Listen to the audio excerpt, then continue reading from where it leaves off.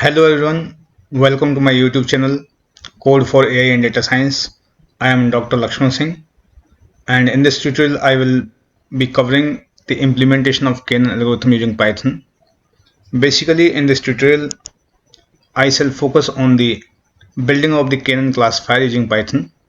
As we have seen in our previous lecture that we have covered the theoretical part of the KNN algorithm. That's why in this tutorial we will only focus on the implementation part. And guys, if you are new to this channel, you can subscribe this channel and share it with your friends too, as we are going to cover the entire course on AI and data science on this channel. And now let's get started with the implementation part of the KNN algorithm in order to build the KNN classifier. Here in this tutorial, we will work on the diabetes dataset. The link of the diabetes dataset is given in the channel description box. And in this tutorial, we are working in the Jupyter Jupyter Notebook environment that is available in the Colab. As I have mentioned earlier in my previous tutorials that how you can access the Colab. You can access the Colab either directly from the Google or from the Gmail account. So it is very easy to work on the Colab, and it is very easy to access the Colab also. Means either from the Google or from the your Gmail account. So in this tutorial, first of all, we will be importing all the required libraries. Here we will import the NumPy as NP and Pandas as PD. And in my earlier tutorials, many times I have mentioned why we are using NumPy and why we are importing the Pandas as PD. अगर हमें आप numerical values साथ numerical computation करना है, because we in machine learning we deal with the numerical values, so we need to import the panda means numpy, and we have to access the data, we have to import the data, and we need to read the .csv files means data files. So when we need to process the data files, for that purpose we need to import the pandas as pd. So we will run this cell, and we have already executed the cell. This means there is no error, so there is the tick on the left hand side of this cell. We can see this tick mark. So this is showing that the whatever command we are using are correct. Now we will go to the second step, means load the data set. Here we are using the diabetes data set. So diabetes data set has the two classes, means whether the person is having the diabetes or not. If the person is having the diabetes, will be represented by the label yes, and if the person is not having the diabetes, that would be represented by the label no. How you can load the data set, what commands you will be using for that, means first of all we need to upload the data set on the Colab. To upload the data set on Colab, we will be using this command, means import files from the google.colab. And as we run the cell, we can see here, we will see this icon appearing on the desktop screen. So when we will be just clicking on this choose files, we just go to the data. Here we can see the diabetes data. This diabetes data will be saved, and by whatever name this will be saved. Here it is saved by name diabetes underscore n1. So we will have to use the same name. By which name it is saved, we will have to use the same name. Here we will use the 1, otherwise it will it will not be executed, and there will be some error in the in reading this file. So if we don't want any error in the execution, so we need to means by what name it is saved, जिस name से save हुआ है वही name हमें यहाँ डालना पड़ेगा. ये आपका जो है डायबिटीज अंडरस्कोर n2 के नाम से सेव हुआ, तो यहाँ पर हमें डायबिटीज अंडरस्कोर n2 लिखना पड़ेगा, मेंशन करना पड़ेगा. अगर ये डायबिटीज अंडरस्कोर n के नाम से सेव हुआ, तो हमें उसी हिसाब से जो है वही जिस नाम से सेव हुआ वही लिखना पड़ेगा, हमें मेंशन करना पड़ेगा. Now we can execute this cell and we can see this command is correct. आपको डेटा सेट को रीड करने के लिए हम जो है पांडाज लाइब्रेरी का यूज कर रहे हैं, इसलिए जो है we are using this function pd.read_csv. And ये आपका जो मैंने बताया था कि आपका डेविड जो आपका फाइल नेम है, ये फाइल नेम हमने यहाँ से लिया है. In the next step we can display the records, data records. Here we can observe the data records, what the parameters are or what the features of the data set. Here we can observe the 8 features of the data set. ये आपके input features हैं 1 2 3 4 5 6 7 8. यहाँ हम देख सकते हैं कि आपके जो हैं 8 input features हैं. The last column, जो आपका लास्ट कॉलम है, यहाँ पर हम मीन्स इसमें आपका दिखाया नहीं लास्ट कॉलम जो है. लास्ट कॉलम जो होता है आपका आउटपुट क्लास कॉलम है, that will be representing the target variable और टारगेट क्लास. आपका लास्ट कॉलम जो है येस और नो को रिप्रेजेंट करेगा, means whether the person would be having the diabetes और not. So on what basis this would be decided whether the person is having diabetes. तो आपके जो 8 कॉलम्स हैं इनके बेसिस पे आपका जो है जो टारगेट क्लास है वो डिसाइड होगा कि आपका पर्सन को डायबिटीज है कि नहीं है. ये अगर पर्सन जो है प्रेग्नेंट है, या आपका ग्लूकोज लेवल क्या है उसका, या ब्लड प्रेशर क्या है, और इंसुलिन लेवल क्या है, BMI क्या है, बॉडी मास इंडेक्स क्या है. सो इन सारे फैक्टर्स के ऊपर, इन सारे फीचर्स के ऊपर, एट्रीब्यूट्स के ऊपर डिपेंड करेगा कि weather the person is suffering from the diabetes और नॉट. सो जो आपका डेटा है, डेटा का जो रिकॉर्ड डिस्प्ले करने के लिए हम जो है हेड फंक्शन का यूज करते हैं generally. And in next cell we will just give the description of data set. And data set का डिस्क्रिप्शन देने के लिए what we will use means data set के डिस्क्रिप्शन से पहले हम जो है हम क्या यूज करेंगे, आपको group by dot size method का यूज करेंगे हम. एंड इसमें हम देख सकते हैं आपका कि यहाँ पर ग्रुप बाय फंक्शन है, इसको हम क्यों यूज कर रहे हैं. ये हमारा जो डेटा का जो आउटकम है, जो आपका आउटकम है, मीन्स आउटकम में कितनी क्लासेज हैं. मीन्स यहाँ पर हम देख सकते हैं 2 क्लासेज हैं, yes and no. Means no मतलब number of instances, number of samples who are not having the diabetes. तो यहाँ पर हमारे जो टोटल जो सैंपल्स हैं, टोटल सैंपल्स क्या है हमारे, कुछ लोग हैं जिनको डायबिटीज है, कुछ लोग हैं जिनको डायबिटीज नहीं है. तो टोटल सैंपल्स हमारे जो हैं ऐसे 280 केसेज हैं जिनको डायबिटीज है, और 488 केसेज हैं जिनको डायबिटीज नहीं है. तो आपका अगर आपको आउटकम जो लास्ट वाला कॉलम है उसकी समरी चाहिए, आपको कितने सैंपल्स हैं आपके जो आपके येस कैटेगरी से बिलोंग करते हैं, कितने सैंपल्स हैं आपके जो हैं नो कैटेगरी से बिलोंग करते हैं. तो for that purpose we will be using the group by method. Then we will come to the data set description. And data set description means data set को describe करने के लिए data में कितना आपका डेटा मिनिमम वैल्यू क्या है, maximum value क्या है डेटा की, और मीन क्या है डेटा का, स्टैंडर्ड डेविएशन क्या है. We will use the describe function as we execute the cell. Here we will be getting the description of the data set. So यहाँ पर हम डिस्क्रिप्शन देख सकते हैं कि काउंट मीन्स कितना आपके जो है नंबर ऑफ इंस्टेंसेस हैं, कितने नंबर ऑफ सैंपल्स हैं. तो इसमें हम जो है टोटल नंबर ऑफ सैंपल्स हमारे पास 768 हैं हर एक कॉलम में. सो यहाँ पर हर एक कॉलम में आपका 768 दिखाया हुआ है. And the mean of this column is 3.84, mean of this column is 120.8. And similarly the standard deviation, mean आप जानते हैं सर मीन क्या होता है, एवरेज होता है. इस कॉलम का हम एवरेज लेंगे तो जो एवरेज निकल के आएगा जो है यहाँ इसका 3.8 है, इसका 120.8 है. तो ऐसे ही स्टैंडर्ड डेविएशन हम निकाल सकते हैं. Standard deviation means how disperse the data is from the mean value. आपका डेटा जो है कितना डेविएट कर रहा है मीन वैल्यू से, मीन्स जो भी आपका पर्टिकुलर सैंपल पॉइंट है वो आपका मीन वैल्यू से कितना डेविएट कर रहा है. स्टैंडर्ड डेविएशन ये शो कर रहा है. ठीक है. मिनिमम वैल्यू मीन्स इस कॉलम में मिनिमम वैल्यू क्या है, मिनिमम वैल्यू 0 है. आपके सभी कॉलम्स में मिनिमम वैल्यू 0 है. सिमिलरली आप देख सकते हैं कि मैक्सिमम वैल्यू क्या है. मैक्सिमम वैल्यू जो है इस कॉलम की 17 है, इस कॉलम की सेकंड कॉलम की आपकी 199 है, एंड थर्ड कॉलम की आपके 122 है. तो ऐसे इसके बाद आपका आता है परसेंटाइल, 25 परसेंटाइल, 50 परसेंटाइल. परसेंटाइल का मतलब है कि आपका मीन्स 20% ऑफ द डेटा, यानी 20% of the instances are having the value less than 1.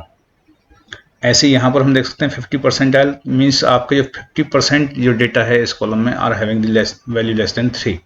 Similarly 75 percentile का मतलब है कि आपका 70% of the samples are having the value less than 6। तो यहाँ मैंने आपको परसेंटाइल का मतलब समझा दिया। परसेंटाइल क्या है, यहाँ पर ये परसेंटाइल क्या शो कर रहा है आपका 25%, 50% एंड 70%।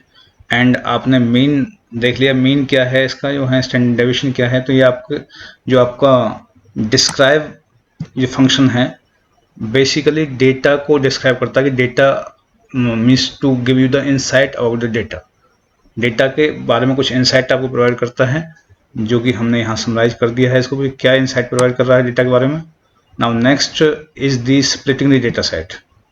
अब once you have got the insight about the data set, then you will be splitting the data set। Data set को स्प्लिट करने के लिए मीन्स आपका, जैसे हमने अभी देखा था डेटा सेट में आपके इंडिपेंडेंट फीचर्स हैं और डिपेंडेंट फीचर है। मीन्स जो आपके स्टार्टिंग 8 कॉलम्स हैं which are representing the independent feature, और जो आपका लास्ट कॉलम है टारगेट क्लास है that is representing the dependent feature. हमें इंडिपेंडेंट फीचर्स को और डिपेंडेंट फीचर्स को अलग अलग करना है। So for that purpose we will use the iLock function. आपका जो इंडिपेंडेंट फीचर्स है उसको हम जो x वेरिएबल में स्टोर करेंगे, और जो आपका डिपेंडेंट फीचर है आपका या टारगेट वेरिएबल है आपका उसको हम y वेरिएबल में स्टोर करेंगे। तो उसके लिए हम डेटा अंडरस्कोर s.iLock, यहाँ हम देख सकते हैं ये जो आपका कॉलन है ये आपका रोज को रिप्रेजेंट कर रहा है, और आपका 0 इंडेक्स से 7 इंडेक्स तक आपके जो हैं 8 कॉलम्स बनते हैं। तो 8 कॉलम्स को सेपरेट करने के लिए हम जो हैं we will start from the 0 index and we will go up to the 7th index. तो आपके 8 कॉलम हो जाएंगे आपके। तो इस iLock फंक्शन की हेल्प से हम जो हैं सारे इंडिपेंडेंट फीचर्स को आपका सेपरेट कर सकते हैं, स्प्लिट कर सकते हैं, and we will store all the independent features into the x variable. And similarly जो आपका यहाँ जो आपका 8th है, जैसे मैंने अभी बताया था आपको कि जो कॉलन है आपका कॉलन आपके रोज को रिप्रेजेंट कर रहा है, और आपका सारे रोज आपके जो हैं एक्सट्रैक्ट होंगे for the 8th index. 8th index पे क्या आपका 8th इंडेक्स पे आपका टारगेट क्लास है या टारगेट आपका वेरिएबल है, मीन्स टारगेट लेवल्स हैं आपके जो हैं yes no. This iLock function will be used here to isolate the last column that is the target variable. Now we can run this cell to split the data set into features and target variables. In the next step we will print the independent variables। यहाँ पर हम देख सकते हैं हमने independent variables को print कराया है, और independent variables means all the rows for the index 1। यहाँ पर जो independent variables में जो आपका फर्स्ट इंडेक्स है उसी को हमने यहाँ प्रिंट कराया है। आपकी सारी आपकी जो हैं रोज आएंगी इसमें, लेकिन आपका जो है कॉलम एक ही है। आपका जो फर्स्ट इंडेक्स पे जो कॉलम एग्जिस्ट करता है उस फर्स्ट इंडेक्स के कॉलम की सारी रोज यहाँ पर आपका आप देख सकते हैं। ये जो है ये जितना भी आपका डेटा है ये सारा आपका जो है फर्स्ट इंडेक्स का डेटा है, यानी कि आपका सेकंड कॉलम का डेटा है। Now we will just perform the level encoding। And what is the level encoding? Level encoding, as we have discussed in our previous tutorial also, means and what is the need of level encoding? As we know that the generally what happens, the data set or the target variable is categorical। यहाँ पर भी हमारा जो data set है जो आपका last column है वो categorical है, यानी कि जो आपका जो वैल्यूज हैं उसमें येस और नो की फॉर्म में है। दैट मीन्स कैटेगरी की फॉर्म में है, टेक्स्ट फॉर्म में है। आपका आप जानते हैं मशीन लर्निंग जो है machine learning model does not process the string levels और the text data. Machine learning always process the numerical data. तो हमारा जो लास्ट कॉलम है वो कैटेगरिकल डेटा है, यानी कि उसमें येस और नो की फॉर्म में डेटा दिया हुआ है। तो हमें उस डेटा को जो कैटेगरिकल डेटा है उसको we have to transform it into the numerical form, and to transform the data into numerical form we have to use the लेवल इनकोडर। लेवल इनकोडर क्या काम करता है आपका? लेवल इनकोडर आपका जो है जो भी आपका कैटेगरिकल डेटा है उसको येस और जो आपका येस और नो की फॉर्म में है उसको न्यूमेरिकल फॉर्म में कन्वर्ट कर देगा, यानी कि 0 और 1 में कन्वर्ट कर देगा। लेवल इनकोडर का काम बेसिकली आपका जितना भी जो आपकी क्लासेज हैं, अगर आपकी n नंबर ऑफ क्लासेज हैं वहाँ पर डेटा में, तो आपका n-1 वैल्यूज से उस डेटा को कैटेगरिकल डेटा को रिप्लेस कर देगा। यानी हमारे यहाँ पर जो है 2 क्लासेज हैं, तो हम देख सकते हैं 2 क्लासेज हैं तो 2-1, यानी जो भी हमारा जो है क्लासेज रिप्रेजेंट होंगी वो आपकी जो है would be represented either bye 0 and 1। तो यहाँ पर हमारा जो येस क्लास है आपका ये येस लेवल है, येस लेवल will be represented by 1, and no लेवल विल बी रिप्रेजेंटेड बाय 0। आपका सिंपल आप याद रखेंगे लेवल इनकोडर क्या काम करता है। लेवल इनकोडर सिंपली आपका जो है आपके कैटेगोरियल डेटा को न्यूमेरिकल वैल्यूज में कन्वर्ट कर देता है। And next we will execute this cell. यहाँ पर हम देख सकते हैं इसमें सबसे पहले डेटा को हम मीन्स हमें जो है कैटेगोरियल डेटा को न्यूमेरिकल फॉर्म में कन्वर्ट करने के लिए वी इम्पोर्ट द लेवल encoder from the sklearn module. यहाँ पे हमने sklearn डॉट प्री प्रोसेसिंग जो आपका मॉड्यूल है उससे हमने लेवल इनकोडर को इम्पोर्ट कर लिया। Then we will create L encoder object from this लेवल इनकोडर। देन हम जो है इस लेवल इनकोडर से हम जो है एल इनकोडर ऑब्जेक्ट हमने क्रिएट किया। Then we will assign fit underscore transform to this L encoder object। फिर हमने जो है एक बार हम once we have just create the L encoder object, then we will assign a fit underscore transform object to it। क्यों करेंगे? क्योंकि इसमें हमें बेसिकली डेटा को ट्रांसफॉर्म करना है। कौन से डेटा को ट्रांसफॉर्म करना है? जो y वेरिएबल में जो डेटा स्टोर हुआ है उसी को हमें ट्रांसफॉर्म करना है, क्योंकि वही आपका डेटा जो है कैटेगोरियल डेटा है। उसी लास्ट वाले कॉलम में जो आपका y वेरिएबल में जो डेटा स्टोर हुआ है, ये लास्ट वाला कॉलम, उसी में आपका डेटा कैटेगोरियल है, येस और नो की फॉर्म में है। That's why we need to transform that data into numerical value. And उसके लिए हम जो है फिट अंडरस्कोर ट्रांसफॉर्म आपका फंक्शन का यूज करेंगे। And this function would simply convert the data into numerical form. Next हम देख सकते हैं we will split the data set into train and test set. हम जानते हैं कि एक बार आपका सारा डेटा न्यूमेरिकल फॉर्म में कन्वर्ट हो जाने के बाद हमारे पास जो भी डेटा आता है हम उसको ट्रेन और टेस्ट फॉर्म में टेस्ट सेट की फॉर्म में जो बेसिकली स्प्लिट करते हैं, क्योंकि हमारे पास में एक पूरा एंटायर डेटा सेट होता है, उसको हमें ट्रेनिंग सेट में और टेस्टिंग सेट में कन्वर्ट करना पड़ता है, so that means that data can be utilise to train the model and some of the percentage of the data set can be utilized to test the model. So here we will split the X input feature matrix into train set and test set। तो यहाँ पर हम जो भी हमारा X data set है यानी आपका इनपुट फीचर मैट्रिक्स है, उनको हम ट्रेन सेट और टेस्ट सेट में स्प्लिट करेंगे। सिमिलरली जो आपका टारगेट वेरिएबल है, टारगेट लेवल्स है y, उसको भी हम टेस्ट सेट और ट्रेन सेट दोनों में ही स्प्लिट करेंगे। यानी दोनों डेटा को जो आपका x वेरिएबल में स्टोर है और जो आपका y वेरिएबल में स्टोर है, दोनों डेटा को हम जो है ट्रेन सेट और टेस्ट सेट में स्प्लिट करेंगे। यहाँ पर हम देख सकते हैं कि हमें डेटा को स्प्लिट करने के लिए किसकी जरूरत है। We will import the train underscore test underscore split function means from the sklearn module from the sklearn dot module underscore selection.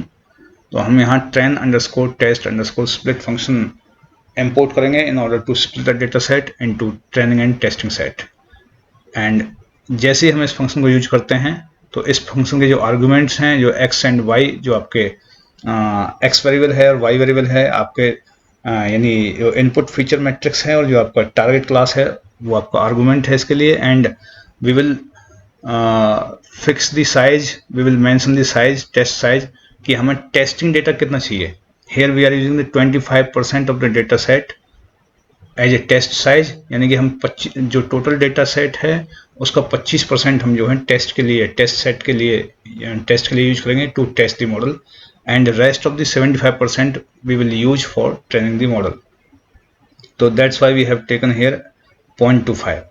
Random state हमने फिक्स कर दिया है। रैंडम स्टेट मीन्स अगर every time we run the model the data set should not change. जो data set हमने जो है training के लिए फिक्स किया है, जो डेटा सेट हमने टेस्टिंग के लिए फिक्स किया है, it should remain fix, it should not change every time when we run the model. तो यहाँ पर हमने रैंडम स्टेट जो फिक्स कर दिया। आप इसमें 42 जगह कुछ भी वैल्यू ले सकते हैं, जो आपकी मर्जी है।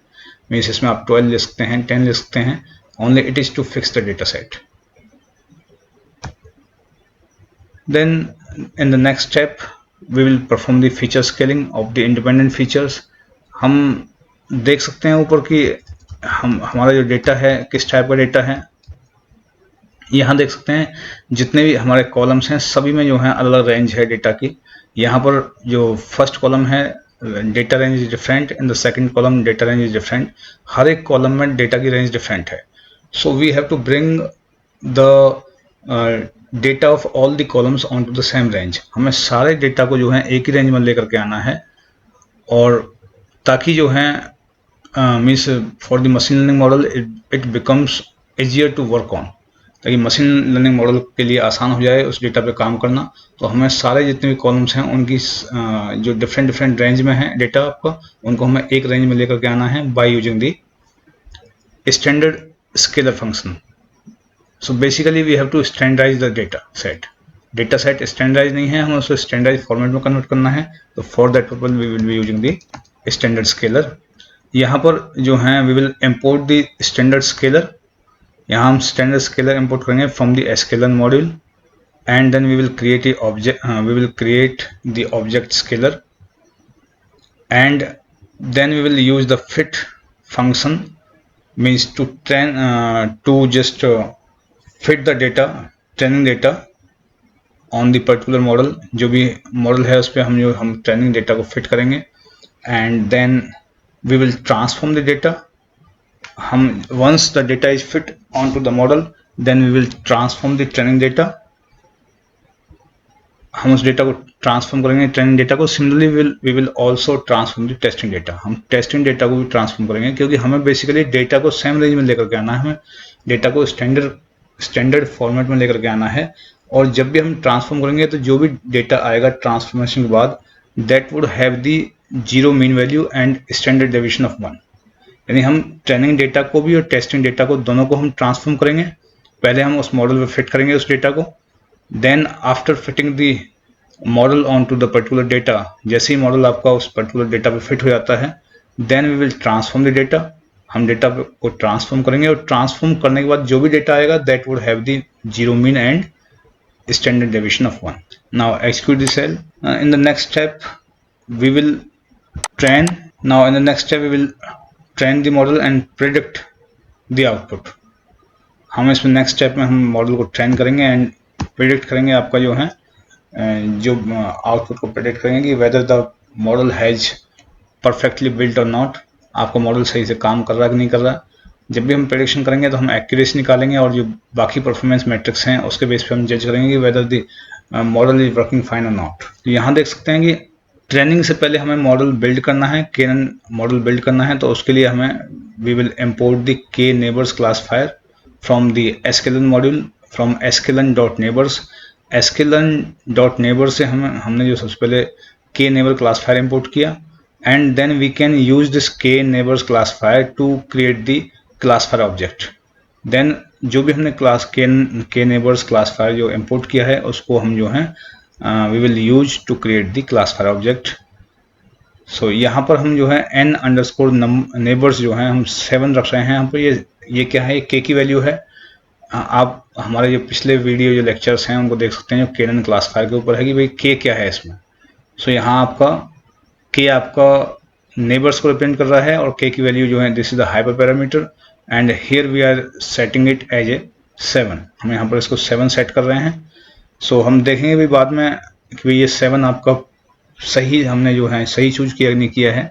इस वीडियो के लास्ट में हम देखेंगे we have the another algorithm to find the best value of the K means. और इसको हम जैसे ही आपका प्रेडिक्शन आता है, एक्यूरेसी आती है, एक्यूरेसी निकालते हैं हम, कंफ्यूज मैट्रिक्स निकालते हैं, उसके बाद हम देखते हैं परफॉर्मेंस क्या है मॉडल की। अगर परफॉर्मेंस हमारी सही नहीं है मॉडल की, then we will use the another algorithm to find the best value of K. Now once the classifier is built up, आपका क्लासिफायर बिल्ट अप हो जाता है तो उसके बाद में हम क्लासिफायर को ट्रेन करेंगे, and we will fit the model to the training data. यहाँ पर हम जो है here we are using the this fit function. Basically with the help of this fit function we are fitting the model to the training data. जो भी हमारा training data है उसके ऊपर हम जो मॉडल को फिट कर रहे हैं, then we will be predicting the we will make prediction on the x_test.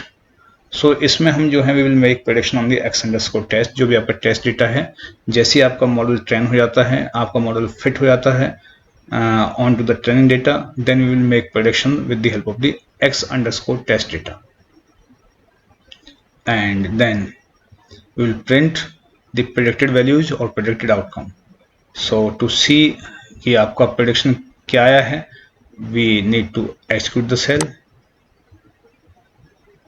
अब आप देख सकते हैं कि आपका प्रेडिक्शन क्या है, ये आपका प्रेडिक्शन आया है।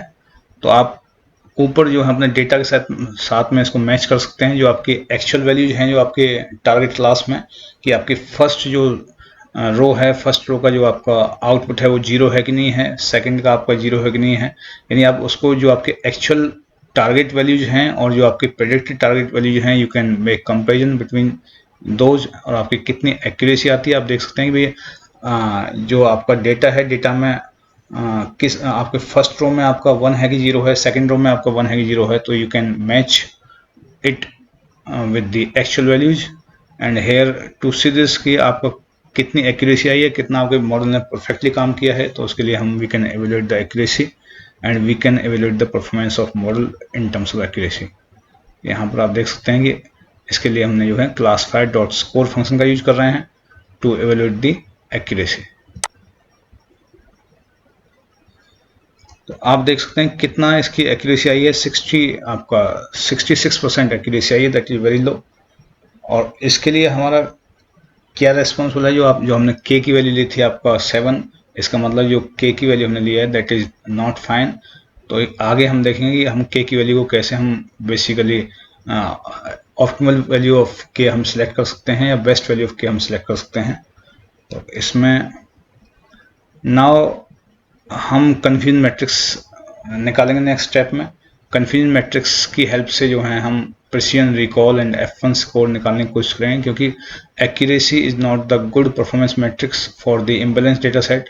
अगर आपका डेटा सेट इम्बेलेंस है, जिसमें आपके अगर जो यहाँ पर 2 क्लास हैं, दोनों क्लास में अगर सेम डेटा सेट नहीं है, means number of samples same नहीं है, so that would be the imbalance data set, and for the imbalance data set the accuracy is not the good performance matrix।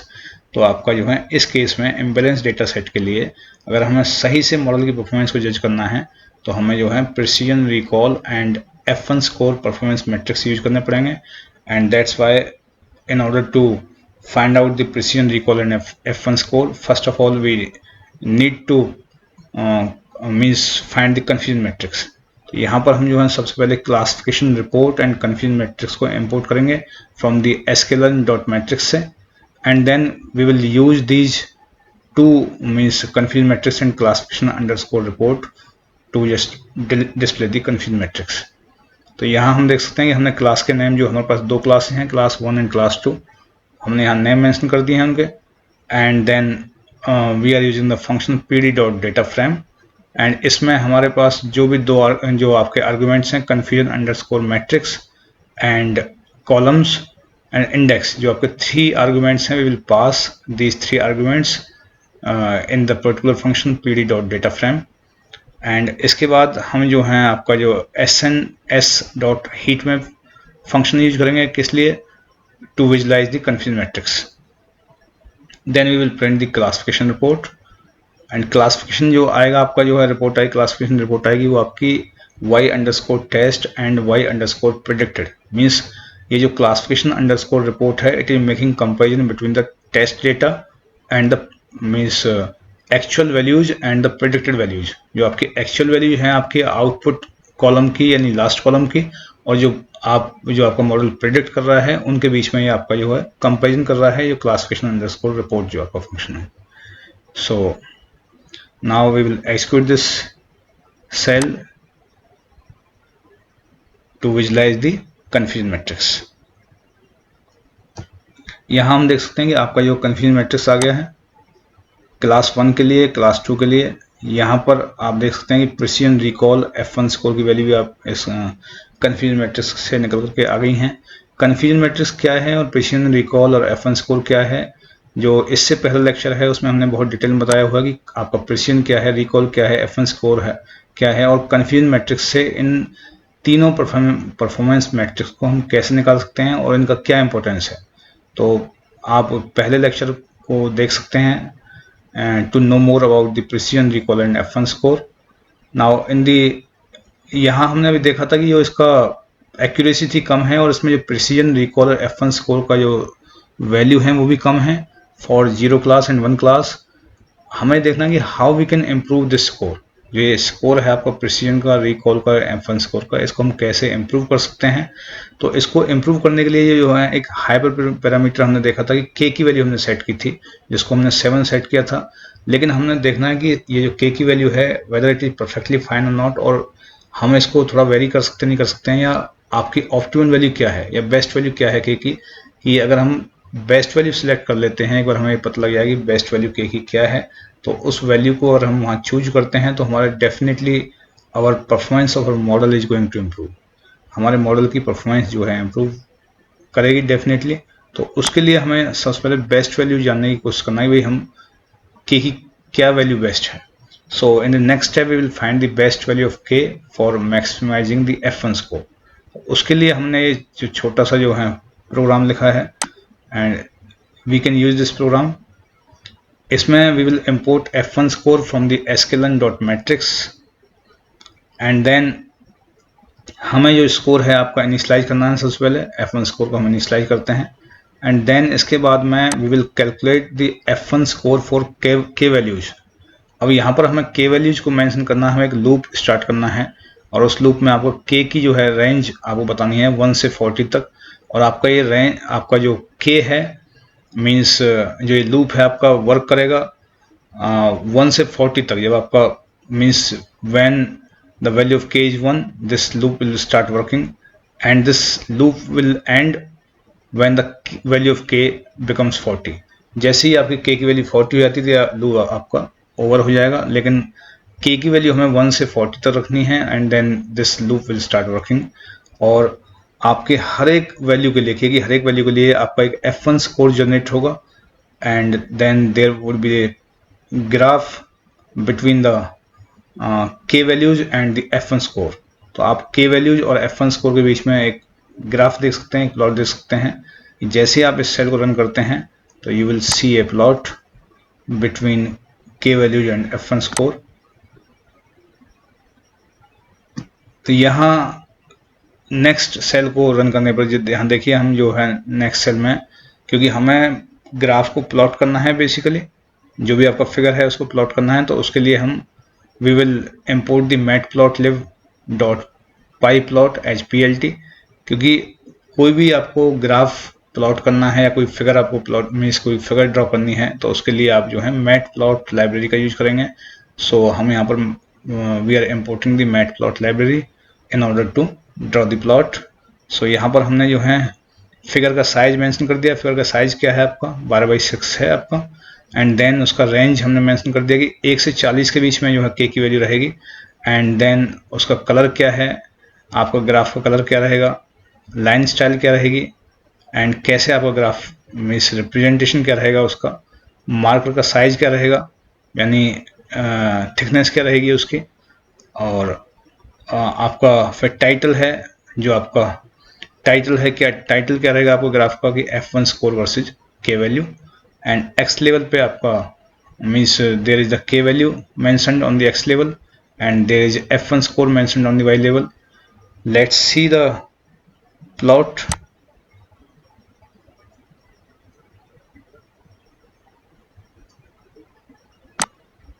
यहाँ हम देख सकते हैं ये आपका जो है ये प्लॉट है। यहाँ आपका टाइटल है F1 score versus k value जो हमने मेंशन किया था इसमें, और यहाँ आप देख सकते हैं एक्सिस पे हमने k वैल्यू मेंशन किया था और y एक्सिस पे हमने F1 स्कोर मेंशन किया था। तो ये सारी चीज़ आप देख सकते हैं इसमें। अब इसमें एक चीज़ है कि भाई k की किस वैल्यू के लिए आपका मैक्सिमम F1 स्कोर है। तो यहाँ देख सकते हैं कि इस k की इस वैल्यू के लिए आपका मैक्सिमम स्कोर है। तो हमें यही k की वैल्यू चूज करनी है। हमने क्या चूज किया था, हमने 7 चूज किया था। 7 के लिए हम देख सकते हैं 7 के लिए आपका जो है स्कोर काफ़ी लो है। तो F1 score is very low for the 7 value of the k की 7 वैल्यू के लिए F1 स्कोर काफ़ी लो है। तो इसमें हमें जो देखना है कि मैक्सिमम स्कोर k की किस वैल्यू के लिए है। तो हम देख सकते हैं मैक्सिमम स्कोर आपका या तो इसके लिए या इसके लिए है। तो यहाँ पर आपका ये किसके कॉरस्पॉन्डिंग है ये हम चेक कर सकते हैं एक बार। तो ये अगर हम चेक करें तो हम पाएंगे कि ये आपका जो है 23 के लिए है। यानी अगर आप k की वैल्यू 23 सेट करते हैं तो आपको जो है F1 की मैक्सिमम वैल्यू मिलेगी F1 स्कोर की। ये हम एक बार चेक कर लेते हैं इसको करके। तो यहाँ पर आप देखेंगे कि हमने कहाँ इसमें के की वैल्यू थी जब हमने क्लासिफायर जो है बिल्ड किया था।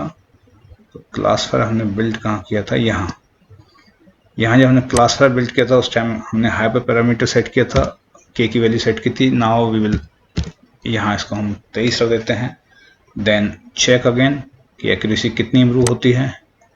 अभी जो 7 पे आपके 66% आई थी, अभी देख लेते हैं एक बार कितना आया है।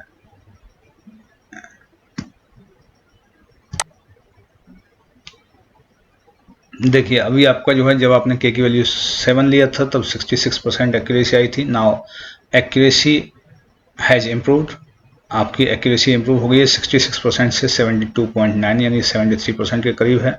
तो आपने देखा कि जैसे आप के की वैल्यू चेंज करते हैं, आपने एक जो है बेस्ट वैल्यू चूज की के की, एंड तो आपका जो है परफॉर्मेंस भी इंप्रूव हो गया, एक्यूरेसी इंप्रूव हुई। एक्यूरेसी के साथ साथ में आपके दूसरे जो परफॉर्मेंस मैट्रिक्स हैं, प्रिसीजन, रिकॉल और F1 स्कोर, वो भी इंप्रूव होंगे। वो भी एक बार चेक कर लेते हैं। ये देखिए आपके ये सारे जो हैं, अभी एक्यूरेसी ही इंप्रूव नहीं हुई, आपके प्रिसीजन एंड रिकॉल सारा जो है, जो आपका प्रिसीजन, रिकॉल और F1 स्कोर, सारा डेटा इंप्रूव हुआ है। पहले कुछ और था, अब कुछ और है। ठीक है, तो आपने देखा कि यहाँ हमने देखा कि आप कैसे जो है कैनन क्लासिफायर की परफॉर्मेंस को इंप्रूव कर सकते हैं just by choosing the proper value of K. So this is the end of the KNN classifier model. Thanks for watching this video, and if you like this video, please subscribe and share this video to all your friends.